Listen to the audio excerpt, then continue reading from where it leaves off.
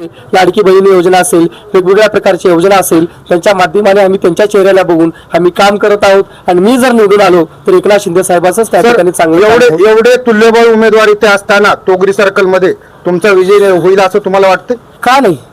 लंकेश सारखा सर्वसामान्य कार्यकर्ता विखे पाटील सारख्या मोठ्या व्यक्तीला पाडू शकतो, ज्यांचा खर्च 150 कोटी होता आणि लंकेशचा खर्च 5 ते 25 लाख रुपये खर्च होता. तर या ठिकाणी पैशापेक्षा काय महत्वाचं आहे तर वैचारिक दृष्टी महत्वाची आहे. तर माझ्यापेक्षा जर पुढचे उमेदवार जर वैचारिक दृष्टीने आणि काम करण्यासाठी जर सक्षम असावे तर मी स्वतः मतदाराला म्हणेल की आतापर्यंत आलटी पलटीचं राजकारण केलं, एकदा त्यांना दिलं तर माझं एक म्हणणं आहे, आलटी पलटी सोडा, एकदा नवतरुणांना संधी द्या आणि नवतरुण पुढच्या 25 वर्ष कोणी मायका लाल काम करणार नाही तेवढा नवतरुण काम करून दाखवलं. एकीकडे विकास केलेली चर्चा तुमच्या इकडे चालू असताना तुम्ही नौके उमेदवार तर इथं जनतेला काय बोलणार आहे, तुम्ही काय आश्वासन? नौका म्हणण्यापेक्षा माझा ऐतिहासिक वारसा खूप मोठा आहे. स्वातंत्र्य सैनिक अप्पारावजी पाटील कळखेडकर यांचा नातू आहे. त्याच्यामध्ये मराठवाडा मुक्ती संग्रामामध्ये ह्या ठिकाणी या परिसरामध्ये जे टोळीचे प्रमुख जे होते माझे आजोबा होते.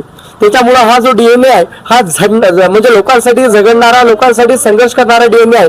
आणि प्रामाणिकपणे सांगतो, छत्रपती शिवरायांची शपथ घेऊन सांगतो की जेवढा मी विकास काम करेल एवढा विकास काम करेल.